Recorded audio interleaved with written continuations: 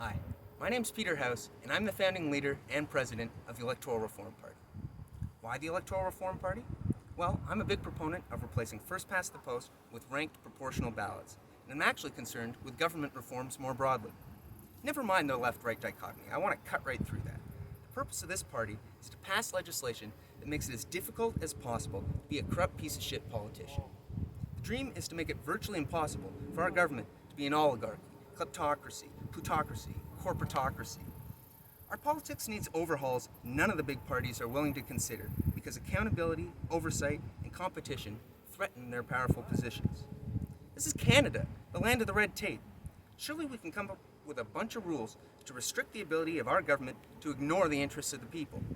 That's the whole idea of this party. Let's start with something simple, banning politicians from trading stock while in office. How is that not already illegal? I'm playing with ideas like restricting the length of a government's mandate based on the portion of declined ballots. It gives a voice to civil unrest without any violence. It's a drag your feet option that says, I'm not voting for any of you, and we better have another election real soon to settle this shit. I'm talking about forcing MPPs to hold a town hall in their riding every month so their constituents can hold them accountable face to face. Talking about tying MPP salaries to their approval rating amongst their constituents in their riding, so that politicians consider the interests of the people that actually elected them rather than blindly obeying their party whip. I'm talking about using sortition, like we do with jury duty, instead of appointments for regulatory bodies to prevent regulatory capture. I'm talking about more crown corporations, like SaskTel, undercutting Rogers, TELUS, and Bell by nearly half, and forcing that monopoly in Saskatchewan to slash its prices in order to compete instead of gouging Saskatchewanians. We could do the same thing here in Ontario, and we could do it again with groceries to force Loblaws, Sobeys, and Metro to slash their prices too. I'm talking about mandating our MPPs must each publish a blog or a vlog or something to explain what the hell they've been doing personally as our representatives every week. The kinds of meetings they're taking, the kinds of issues they're working on, the kinds of bills they're discussing, a report back to the public about what they've been doing. I'm talking about introducing ways to remove elected members of government from office through means other than shame. I'm talking about recreating the unbreakable oath from Harry Potter and convicting politicians of hard prison time if they, for instance, unambiguously campaign on electoral reform but then pull a bait and switch. It's not just Trudeau. It's happened a dozen times over the last 100 years. William Lyon Mackenzie King promised 1921 would be the last election under first past the post, and Del Duca campaigned on it during the internal Ontario Liberal Party leadership race in 2021, but never mentioned it during the general Ontario 22 election. Maybe this wouldn't be such a problem if our choice of viable candidates wasn't so small, but I think breaking certain campaign promises ought to be criminal. I'm talking about actually looking at the housing problem. Because unlike the major parties, I don't assume it's impossible to form a strong enough coalition of support to win without catering entirely to homeowners in the real estate sector. We gotta fix this because we're turning our country into a living hell. Our GDP per capita is abysmal, and we aren't doing ourselves any favors by tying up all this capital in non-productive assets like housing. The cost of living crisis has gotten so bad, I found myself saying things like food and basic housing are a basic right, which feels alarmingly like a UNICEF slogan, rather than a commentary on Canadian politics. And these problems aren't specific to Ontario, or even Canada. Frankly, I'd like to see parties of this nature forming in other troubled democracies around the world. And I don't want to stop at Ontario either. We need electoral reform parties in every province, and a federal party too. Let's start them up. I formed this party last year during the 2022 general election in Ontario, to run on a platform of electoral reform and accountability of government. Over the past year, I ran in 2 additional by-elections, one federal as an independent, and one provincial, to gain some experience and as an opportunity to engage with voters to discuss government policy and experimental ideas. It's now time to relaunch the party and expand it into something beyond the Peter House show. I'm hosting a live town hall on Wednesday, October 18th at 6:30 p.m.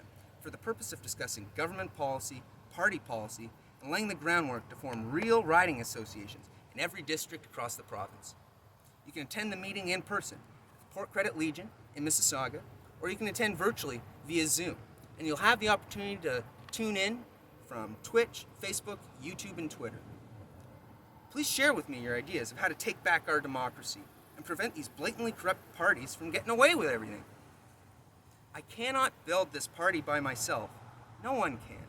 And if this is going to be a truly grassroots movement, it needs to engage the public in a public forum setting where their input can be seen by all and considered by party leadership. Speaking of party leadership, I'm actually seeking nominations for party executive positions. This party is my baby, and while nepotism is a tempting way to try to ensure this party remains in safe hands, I'm going to be looking to complete strangers to join me in managing and building this party.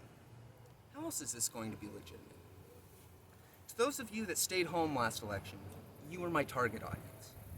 I myself have spoiled my ballot and declined my ballot in protest on multiple occasions. I don't feel represented by the major parties either. To the Liberal Party loyalists, if you never want to see another Conservative majority again, flip sides and join my party. We can prevent that for the next 100 years with electoral reform. I'll never trust another Liberal on electoral reform again. To the Conservative supporters, you can also join my party. Through electoral reform, we can prevent another Liberal majority for the rest of our lives. To the NDP, I used to run the NDP Riding Association here in Mississauga Lakeshore, where I grew up. But the party has completely lost sight of working class issues in favor of fighting the identity politics culture war. The party isn't even electable in much of Ontario, and I don't think they even accepted nominations for anyone else to be leader other than Ms. Stiles. To the members of the PPC, regretfully, I was a founding member of your party. Call me naive, but I thought the party was going to try to seize what I perceived at the time to be the center, to the left of the Conservatives. I do not agree with your party's bigotry, and I've never been so uncomfortable being white than attending the PPC's first ever rally. On the subject of bigotry, there's been an interesting shift in Canadian politics over the past year or so. It used to be, if you were in favor of limiting immigration in Canada, you were assumed, rightly so, to be a racist. But times have changed. We need sane, typical, first world level immigration policies. To the Greens, I bet you understand where I'm coming from. I'm an environmentalist myself, but I'm frustrated with the one-dimensionality of the Green Party, particularly now with the government failing to address the cost of living crisis. And to young people, you need to understand that you are the most valuable commodity to economies in the 21st century. Democracies are not having enough kids to meet the needs of their economies and to care for the baby boomers. And if this country doesn't work for you, you should go somewhere that does, because you are priceless. But before we go anywhere, let's try to fix this before it's too late.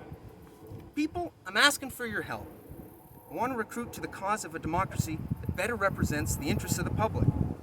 You can donate online with PayPal. What the party really needs is people to help build this movement and volunteer a bit of their time.